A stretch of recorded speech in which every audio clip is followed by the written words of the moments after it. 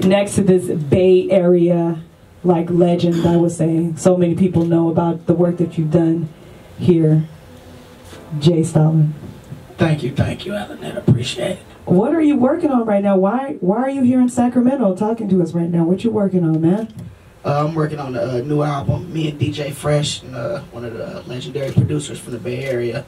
We doing a part 2 to one of our albums, Miracle and Nightmare. It's a double album, so it's like Miracle is one album, and it's like, you know, it's a uplifting. It's just about, you know, inspiring. It's an inspiring album. Having a good time, you know, partying, all that type of stuff. Yes, and then living your best life. Living your best life, exactly. And then the nightmare side is, you know, like street side music. So I wanted to give people an aspect of both sides of the game. You feel me? Yeah. So, do you feel like your music before was more leaning towards, was it the street side, or was it more inspirational music?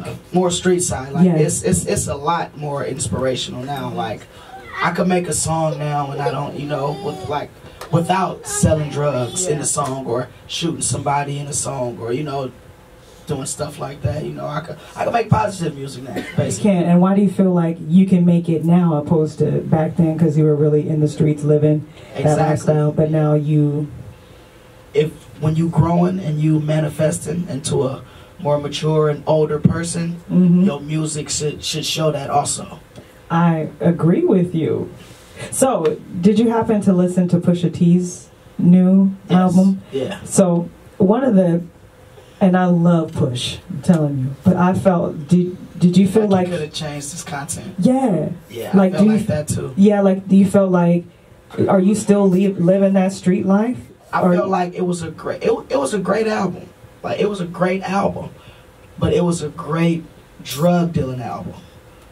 You know, like, thank you for somebody else saying that. Thank you. Like Jeezy's first album, it's one of the greatest drug dealer albums ever. Jay-Z's first album is a great drug dealer album.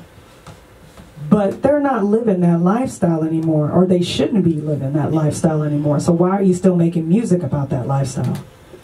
I think people do it because it's a lot of people that still live in that lifestyle that can relate to it, that still listens to them.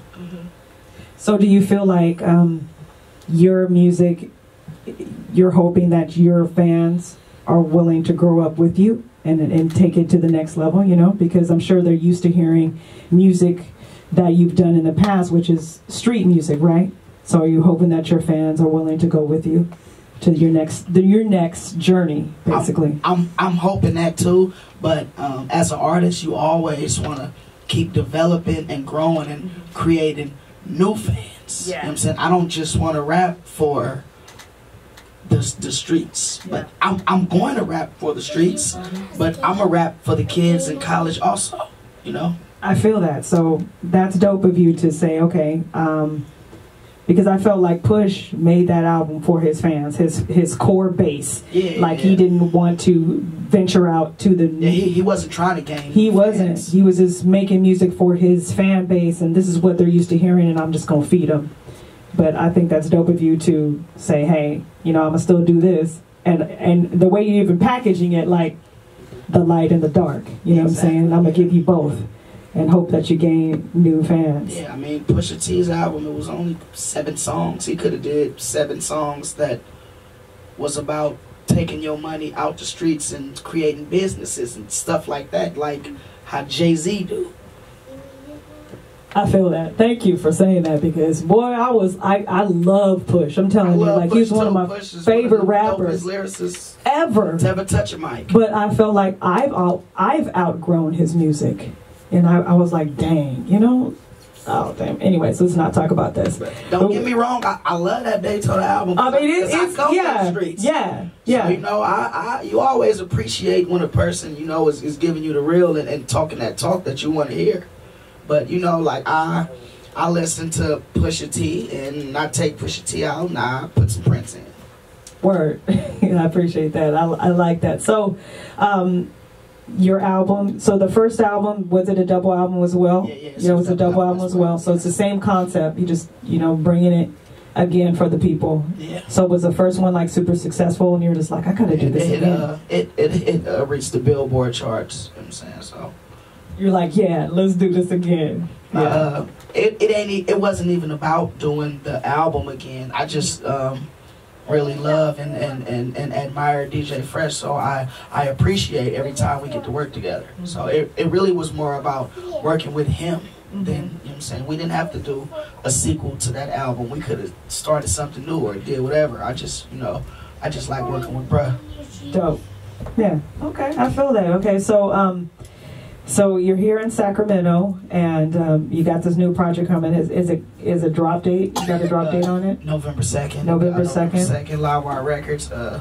Fresh in the Flesh Music / Empire.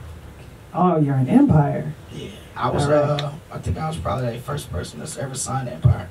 That's the family right there. They, you know, they have a lot of love for folks, and they pick up people that they have like our family with. You know. Yeah, Empire is hella cool. Cause, yeah.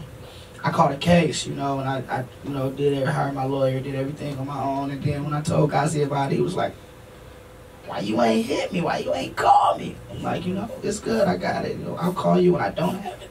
So what made you go with them? Just because they were like family, or they had that feeling about them, or what? I knew Gazi like I knew Gazi from the music industry, from making music before he transitioned into the iTunes guru. Yeah.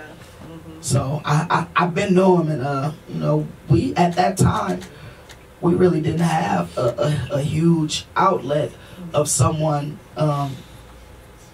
putting our music on digital platforms without taking a big chunk of it. Yeah.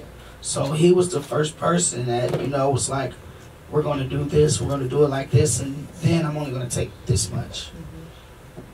Okay. So he was like not trying to put you through that, or I was gonna say rape, but that's not a good word to use ever. Yeah. That's not a cool word to use ever. No. So never signed the Raping You records. Word. I'll let you say it and I'll not say it. So thank you so much for coming out and hanging out with us and stuff. We definitely want to get some photos and stuff with you now. So you said November 2nd, and tell us the album one more time so we can people be ready for that. Miracle and Nightmare, Part 2. DJ Fresh and J Stalin presents Miracle and Nightmare, Part 2. It's a double album. Make sure y'all check it out. All right. Thank you, J Stalin. Thank you, Alanette. This is my artist, AR, right here. He's from Vallejo. Hi, AR. How you doing? Artist, got a new album coming out. Putting on for the Bay. You can see that. Feeling it.